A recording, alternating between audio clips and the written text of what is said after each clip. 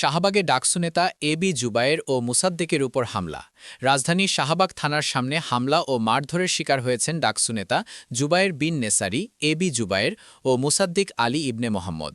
আজ বৃহস্পতিবার সন্ধ্যার পর রাজধানীর শাহবাগ থানার সামনে এ ঘটনা ঘটে। ছাত্রদলের নেতাকর্মীরা এই হামলা করেছেন বলে অভিযোগ করেছে ইসলামী ছাত্র শিবির। ঘটনার পর এবি জুবায়ের ও মুসাদ্দিককে উদ্ধার করে শাহবাগ থানার ভারপ্রাপ্ত কর্মকর্তার ওসির কক্ষে নেওয়া হয়। সে সময় থানার সামনে ছাত্রদলের নেতর্গী সহ বিক্ষুব্ধ একদল লোক অবস্থান নেন। ১ ঘণ্টার বেশি সময় এই অবস্থা চলার পর জুবায়ের ও মুসাদ্দিককে শাহবাগ থানা জামে মসজিদের ফটক দিয়ে বের করে নেওয়া হয়। পরে তাদেরকে ঢাকা মেডিকেল কলেজ হাসপাতালে নেওয়া হয়েছে।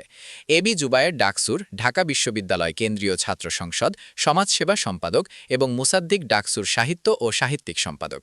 গত বছরের সেপ্টেম্বরে অনুষ্ঠিত ডাকসু নির্বাচনে ইসলামী ছাত্র শিবিরের সমর্থন নিয়ে প্রতিদ্বন্দ্বিতা করে বিজয়ী হন তারা।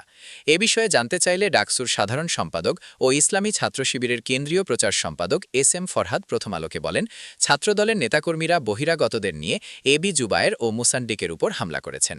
এস এম ফরহাদের এই অভিযোগের বিষয়ে ছাত্রদলের ঢাকা বিশ্ববিদ্যালয় শাখার আন্তর্জাতিক সম্পাদক মেহেদী হাসান প্রথম আলোকে বলেন, ফেসবুক পোস্টকে কেন্দ্র করে এবি জুবায়ের সহ ছাত্রশক্তি ও শিবিরের নেতাকর্মীরা থানায় আসলে সেখানে ঢাকা বিশ্ববিদ্যালয় শিক্ষার্থীরা ও বিক্ষুব্ধ জনতা তাদের মারধরের চেষ্টা করে। কিন্তু সেখানে ঢাকা বিশ্ববিদ্যালয় ছাত্রদলের সাধারণ সম্পাদক নাহিদুজ্জামান শিপন সহ ছাত্রদলের নেতাকর্মীরা ঢাল হয়ে দাঁড়ায়। কেন এই ঘটনা ঘটল সে বিষয়ে জানতে চাইলে ইসলামী ছাত্র শিবির নেতা এস এম ফরহাদ বলেছেন, ঈশান চৌধুরী নামে ছাত্রলীগের একটি আইডি থেকে প্রধানমন্ত্রী তারেক রহমান ও তার কন্যা জাইমা রহমানকে নিয়ে কুরুচিপূর্ণ একটি পোস্ট দেওয়া হয়। এরপরে অরণ্য আবির নামে একটি আইডি থেকে পোস্টটি ইসলামী ছাত্র শিবিরের প্যানেল থেকে ডাকসুর কার্যনির্বাহী সদস্য পদে প্রতিদ্বন্দ্বিতা করা আবদুল্লাহ আল মাহমুদ দেয় বলে প্রচার করা হয়। বিষয়টি মাহমুদ নিজের আইডি থেকে ক্লিয়ার করে। এরপরেও ছাত্রদল তাকে হুমকি দিয়ে আসছিল অভিযোগ করে এস এম ফরহাদ বলেন, মাহমুদ শাহবাগ থানায় জিডি করতে গেলে তাকে ১ ঘণ্টার বেশি সময় বসিয়ে রেখে জিডি নেওয়া হয়নি। এখানে ছাত্রদলের লোকজন বহিরাগতদের নিয়ে মাহমুদকে থানায় আক্রমণ করতে যায়। তখন বিষয়টি সমাধানের জন্য এবি জুবায়ের, মুসাদ্দিক সহ কয়েকজন থানায় গেলে ছাত্রদলের নেতাকর্মীরা বহিরাগতদের নিয়ে তাদের ওপর হামলা করে। ঘটনার বর্ণনা দিয়ে ছাত্রদলের একজন নেতা প্রথম আলোকে বলেন, আমরা জাইমা রহমানকে নিয়ে ভুয়া ফটোকার্ড ছড়ানোর প্রতিবাদে শাহবাগ থানায় আসি। এসে যে এই ফটোকার্ড ছড়িয়েছে তাকে থানায় জিডি করতে দেখতে পাই। তখন আমরা পুলিশকে বলি তাকে হেফাজতে নিতে।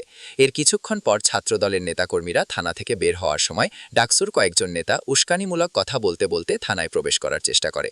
সেই সময় এই মারধরের ঘটনা ঘটে।